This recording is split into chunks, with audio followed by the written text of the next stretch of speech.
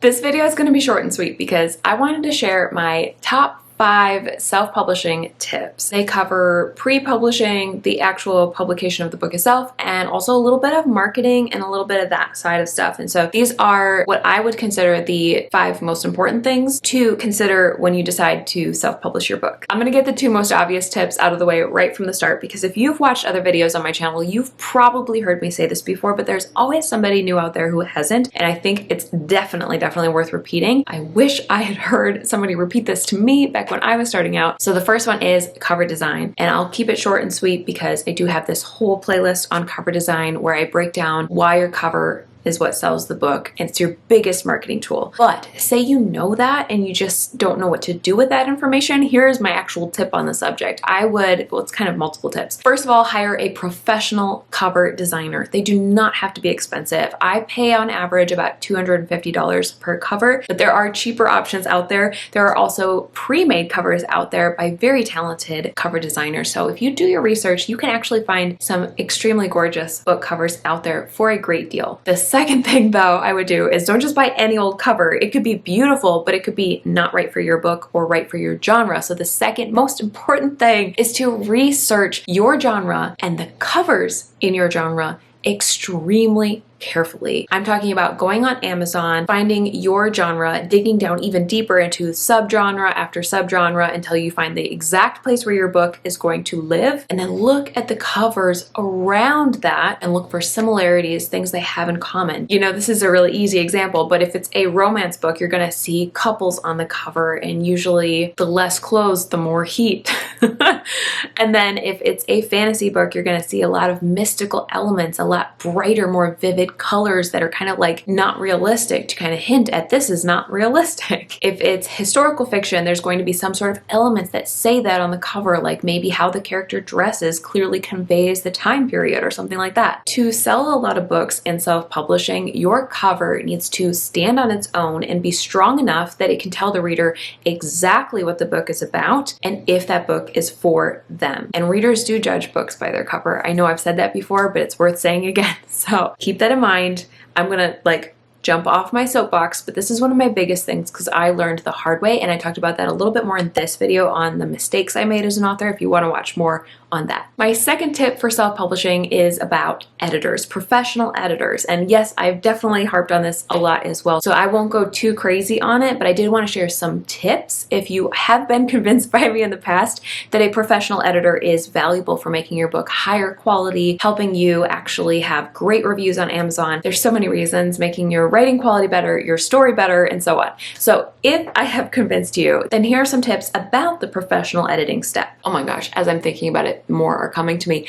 Let's start with the fact that there are actually multiple types of edits. So there's developmental edits, which is very big picture. There's copy edits, which are more usually stylistic, sometimes even more detailed like grammar. And then there's proofreading, the final step, which is literally what it sounds like. You're just double checking that there aren't any typos and catching any last minute errors, maybe formatting issues and stuff like that. So knowing that, the tip then is to make sure that you actually hire an editor who's going to help you where you have weaknesses. It could be also beta readers. Let's just expand this option to other eyes on your story, okay? Beta readers, critique partners, professional editors, anybody who's going to help you with your book and read it and be an outside perspective is extremely important. But on top of that, it's really helpful if you find somebody who is strong where you are weak. So for example, I get good reviews on Amazon for world building. That's one of the things I enjoy. I have a lot of fun with it. I'm not perfect at it by any means, but I do get good reviews. But on the other hand, I have weaknesses where I feel like I need somebody to help me and remind me, let's get into this character's head more. Can you give us more dialogue? Can you show things more on the page? Stuff like that can be really valuable for somebody else to tell you and to help you realize. Better yet, if you're able to, it would be amazing if you could get outside help with all 3 types of edits. Even if you have some strong suits, there are going to be things that you miss because you're just one person. All of us are just human. We're flawed. We make mistakes. So trust me, no matter how great you are at grammar or,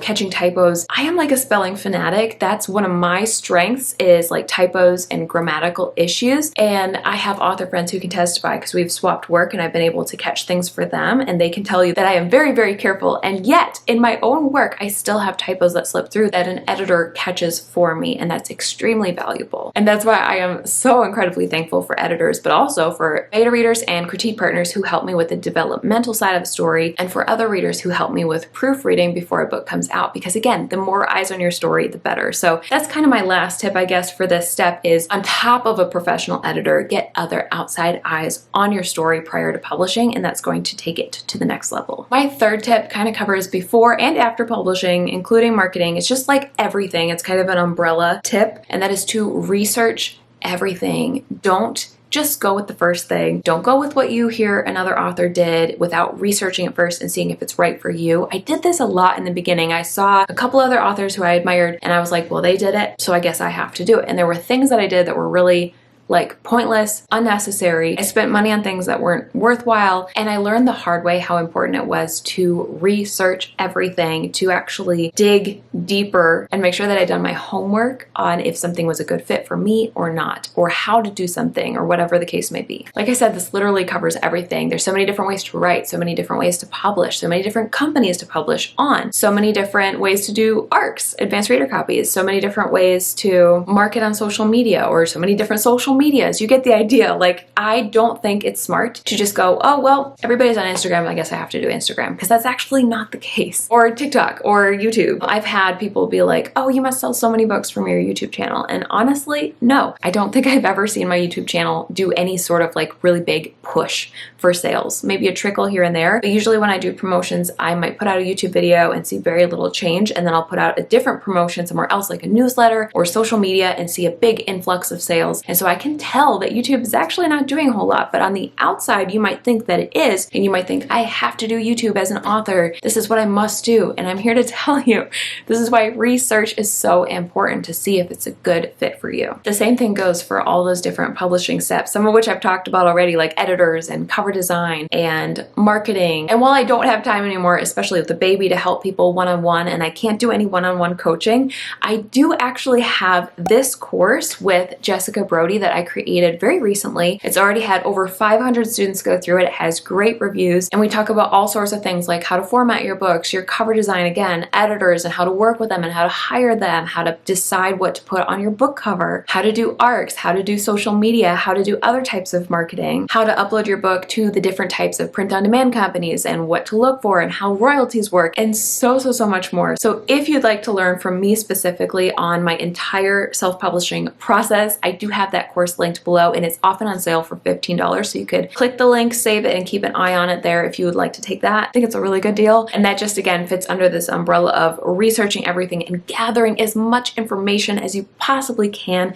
and talking to other authors, getting advice, and hearing other authors' experiences can be incredibly valuable for self-publishing and help you avoid a lot of mistakes along the way. My fourth big publishing tip is don't be afraid to keep talking about your book after the release. Let me repeat that. Don't be afraid. Keep talking about your book. It's so easy for us authors to hit release day, and we've done good marketing, or we've tried at least to do good marketing, and then we're like, well, everybody's heard about it. I feel awkward. I just don't want to keep talking about it. It feels weird. I don't like it.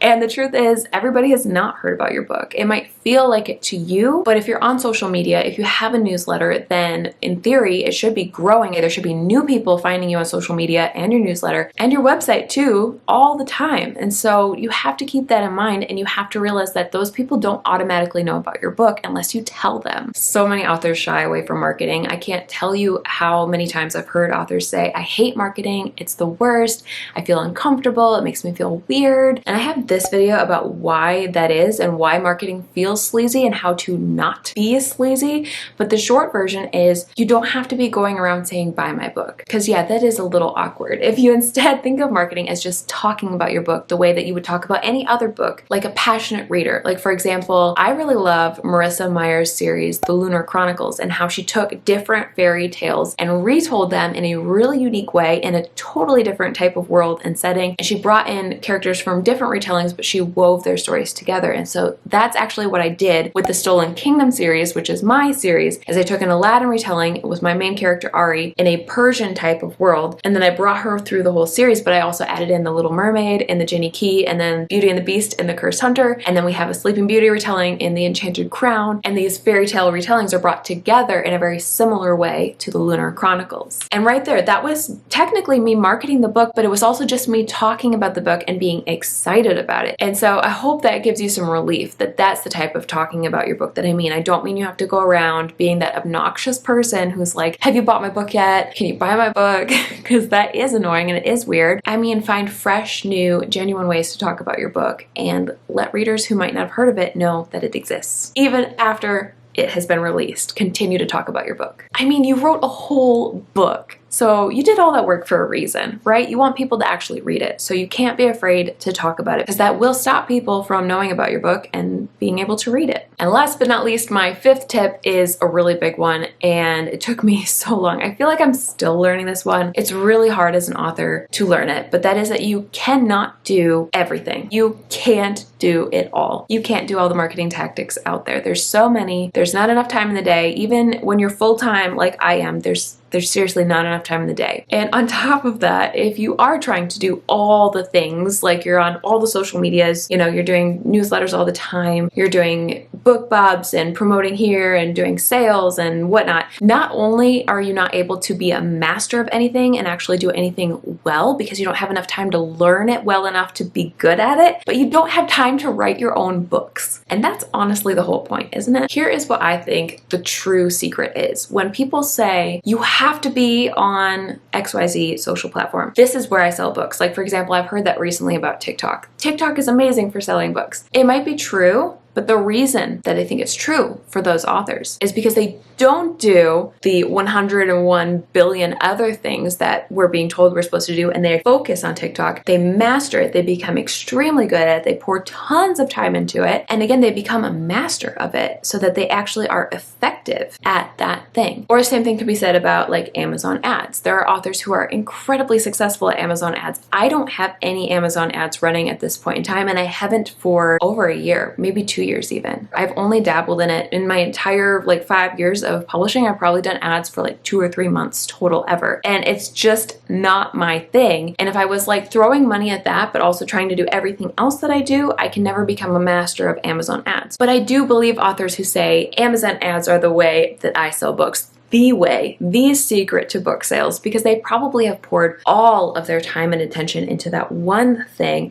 become absolutely excellent at it, at writing really amazing ad copy, at knowing exactly how to set up the perfect ad, how much to spend, where to put it, etc., because they're not wasting their time on a billion and one other things. Do you get where I'm going with this? So I don't think the secret is, you know, fill in the blank, this platform, ads, newsletters, this genre, you know, writing to market. I don't think the secret is a fill in the blank actual specific thing. I think the real secret is being focused, is becoming excellent, becoming the master at something, whether that is Amazon ads or newsletters or a specific social media or running sales or doing signed copies or doing YouTube. I don't know, whatever it is, if you invest yourself in becoming excellent and focusing your efforts and pouring all of your energy into becoming good at specific things instead of everything, that I think is the true secret to becoming successful at whatever thing you choose to do. Those are my 5 tips. Let me know in the comments if any of them surprised you or were helpful to you. And again, I've got everything I mentioned linked below if you want to check it out and watch other videos from me or subscribe. And until next time, you guys, I hope you have an awesome day, and I'll talk to you again very soon. Bye!